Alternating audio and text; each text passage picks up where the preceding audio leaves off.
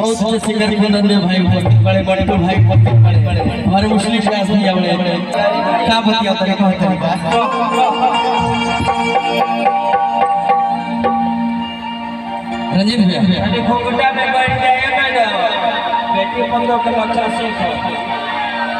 तकाकारी कुरत न हमारा मन के आस बात हो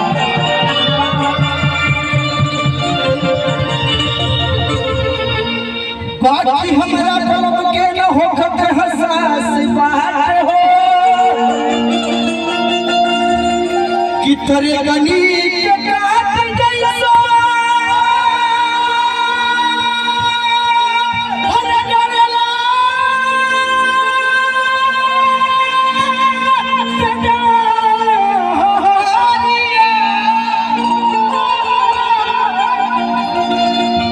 खब यही बना जान हो खुद बरदास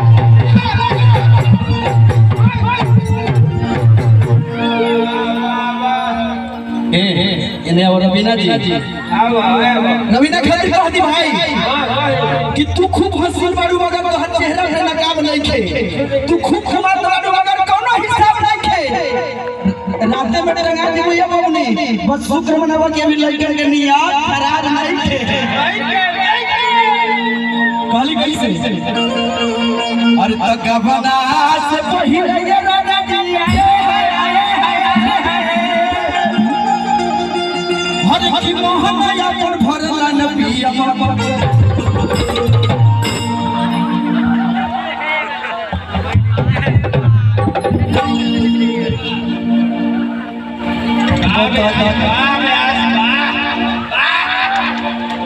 ना हो ठीक बात नहीं अरे तगबना से पहिले राजा जी हर की मोहन अपन भरला नबिया अरे तकिया मोर लहंगा सर अरे तकिया मोर लहंगा सर देखल कर तीनों एक लाइन में लागे ऐसे ना का भाई नदी देखल जरूरी बना ऐसे तमाचा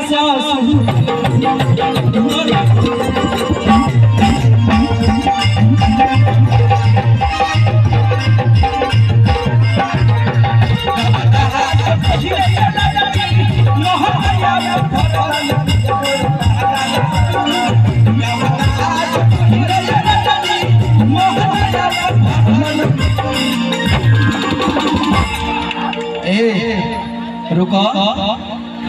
तू चल जाइबो तो हम जियब कैसे तू चल जाइबो तो हम जियब कैसे फट फट करे जाके सियब कैसे अतना निमन रूप के बगरी बुझात गाड़ू ना ढार के देबू तो हम जियब कैसे कैसे और तबिया मोर लहंगा उधर से करो नहीं बैठी के ना देखो नहीं दिखाओगे तो कैसे होगा तबिया मोर लहंगा तमाचा शुरू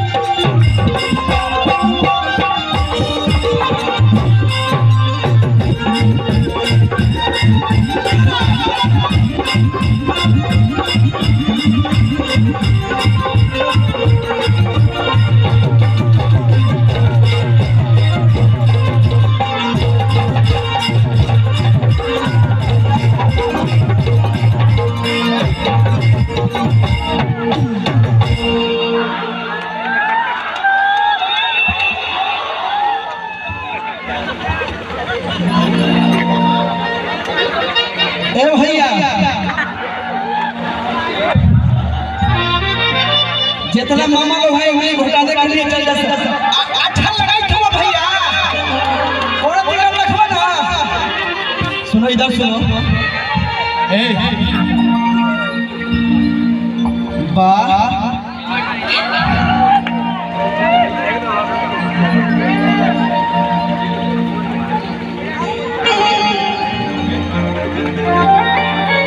सुरेश सरकार के ड्राइवर साहब जो स्कॉर्पियो लेकर आए हैं अपने गाड़ी के पास चले जाए,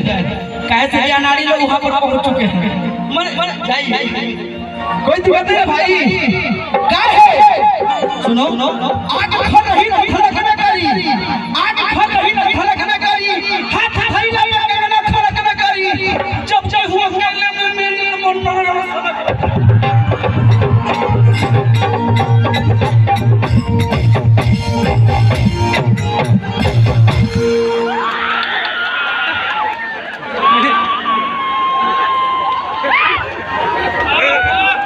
कैसे भैया गाली लेके भैया कदम में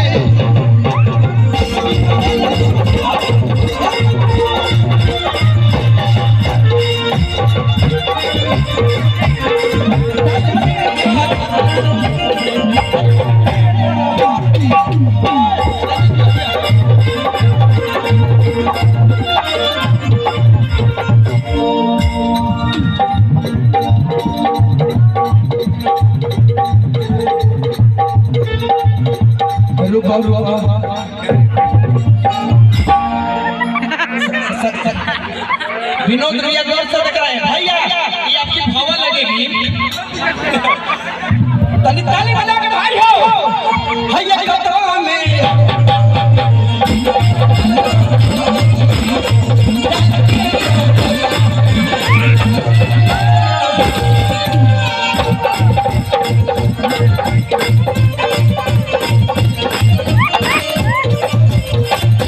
रुको भैया, ये मत सोचिए कि ऐसा बदमाश ऐसा नहीं सोचना है, काहे कि मैं नहीं महिला हूँ छोटू भैया। आज मैं पहले परिवर्तन हो गया, पहले के जब बिया होत रहे लड़की इधर देखो, इधर देखो, आज मैं पहले परिवर्तन हो गया, जब पहले शादी होती है तो घूमर तान के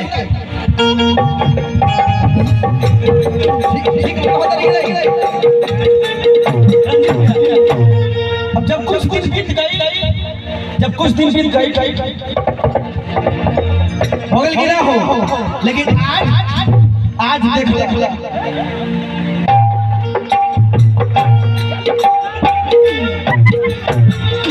काहे आज मेला बाजार में ठेलम ठेल हो जाला, आज मेला बाजार में ठेलम ठेल हो जाला, असली माल भई रहेला, नकली माल सेल हो जाला। हमरा तोहरा के पूछिए भाई जी, हम इंसानी आदमी के जेल और बेईमानी आदमी के भैया कदम में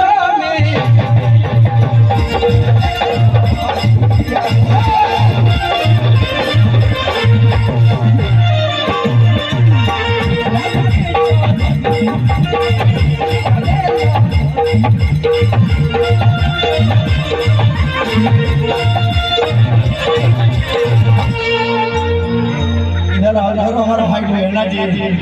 सुनो इधर आओ। अरे लड़की कहाँ जा रही है लेके, तो चढ़ली जवानी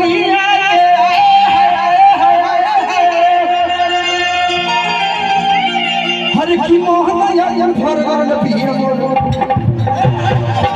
एकदम से भैया, अरे तब पिया मोरला ताली बजावे मेरी। देखिए बहुत अच्छा लेते हैं, फोटो लेते हैं, उनके लिए भी जोरदार ताली बजनी चाहिए ना। तमाचा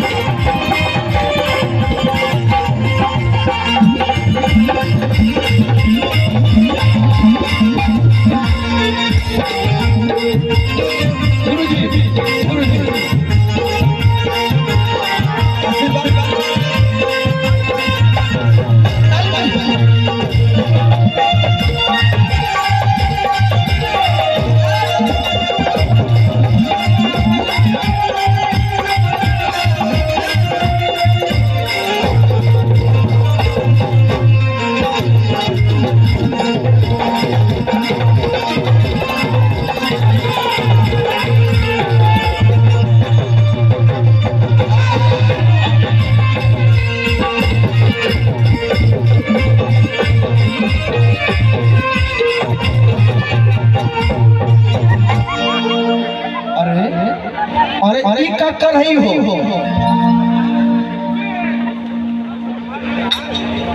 खूब बढ़िया व्यास जी भगवान रउआ ऐसी बनावल रह जोरदार ताली बजनी चाहिए आदरणीय हमनी के गुरुजी हमरे ना पूरे झारखंड फलाबू के गुरुजी हमारे आदरणीय बसंत गुरुजी के लिए जोरदार ताली बजनी चाहिए। हम इनके सबसे छोटे शिष्य हैं। झारखंड बिहार के जितने कलाकार मंच पर नजर आ रहे हैं चाहे नहीं भी नजर आ रहे हैं कोई बाहर आए भीतर हो लेकिन सभी के पिताजी हैं सभी के बाबूजी हैं हमारे बसंत गुरुजी के लिए एक बार जोरदार ताली बजनी चाहिए। हम तो यही कहेंगे कि हमारे इस सारे जितने भी कलाकार हैं सबके बाप यहाँ पे हैं आशीर्वाद लेना चाहिए। अच्छा ये बताओ भैया क्या आप लोग गाड़ी चलाते हैं कि नहीं चलाते हैं गाड़ी कौन सा गाड़ी चलाते हैं मोटरसाइकिल चलाते हैं वो चलाते हैं क्या हाँ वो चलाते हैं सब चलाते हैं तब मिल ड्राइवर बता सखी रे मिल ड्राइवर बता सखी रे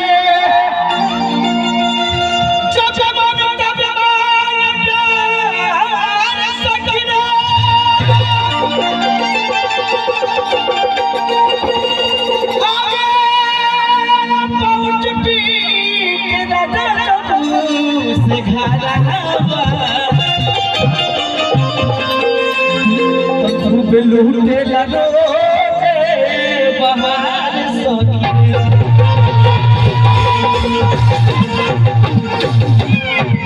सुंदर भाई वो हो लेकिन अगर पहले अत ड्राइवर बलवा पी के आवे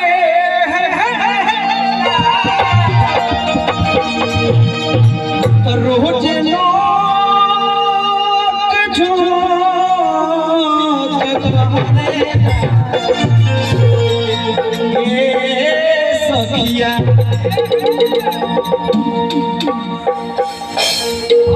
रुको भैया रुको ना छोटू भैया के बेटवा के का नाम हो ए गोल्डू के मौसी छोटिया अरे केवाड़ी खोल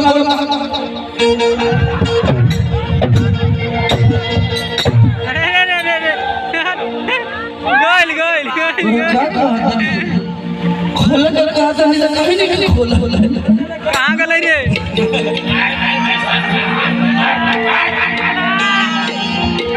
अच्छा कोई बात नहीं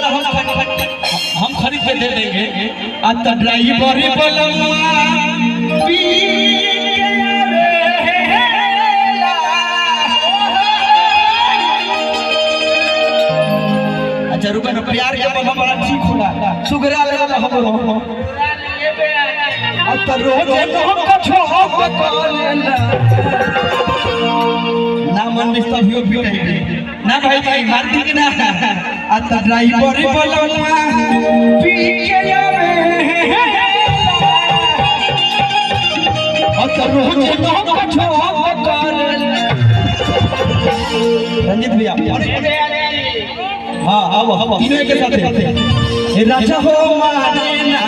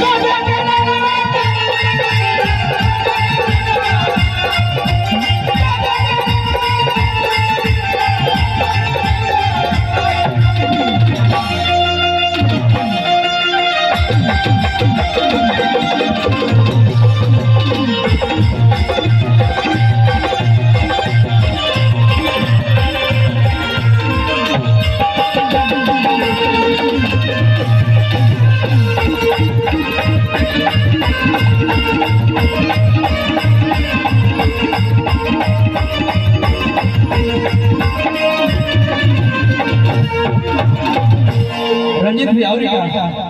हाँ ठीक बा अभी पसीना हो गया देखे नहीं इधर आइए ना जी मान लो कि वो घर वाली साली, ठीक है, कोई दिक्कत नहीं है। एगो ये नहीं, मैंने बैठा कोई दिक्कत नहीं है ना हो। एक बार दूल्हे सरकार के लिए जोरदार ताली बजनी चाहिए। मैं ये कहना चाहूंगा खातिर कि महफिल है खुशियों की महफिल, हर खुशी सुहानी रहे। महफिल है खुशियों की महफिल, हर खुशी सुहानी रहे। जिंदगी में आप इतना खुश रहे कि हर खुशी भी आपकी दीवानी रहे। और एक बात और कहूंगा कि खुदा न करे कि आपको गम मिले, खुदा न करे कि आपको गम मिले, खुशी और हंसी हमें मिले। गम जब भी चले आपकी ओर, खुदा करे उससे हम मिले, उससे हम पिया माया नहरी राजा मुझे नहीं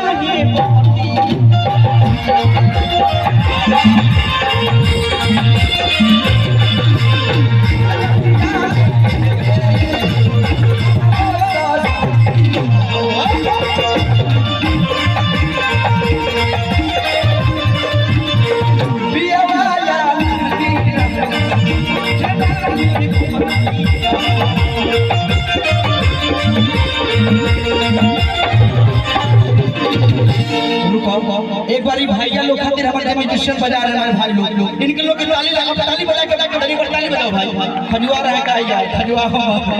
इन्हें अब कि बात नहीं माने खली मुदाई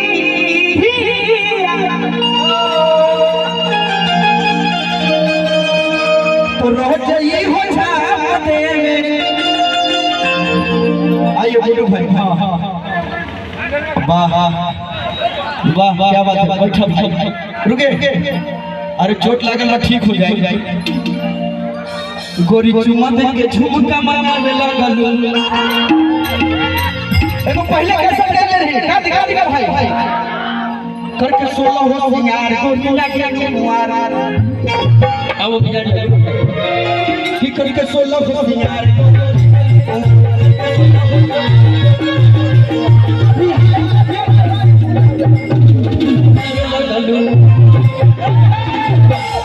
ए बाबा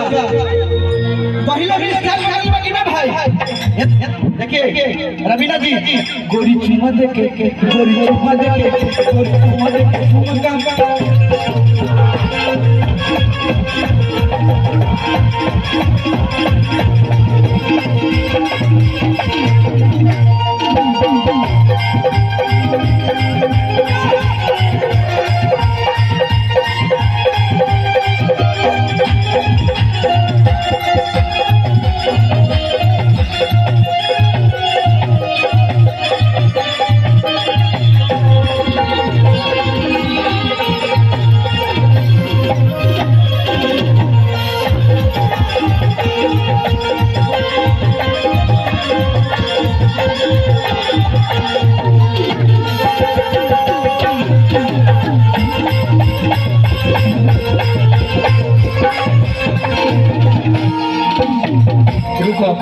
हमारे चौबे बाबा के लिए जोरदार ताली बजनी चाहिए। बहुत अच्छा गीतकार आप पवन सिंह के गीत को सुने होंगे, बहुत अच्छा अनाउंसर भी है। मैं चाहूंगा कि बहुत अच्छे अनाउंसर विकास पांडे जी भी आ जाए। बिहारी जब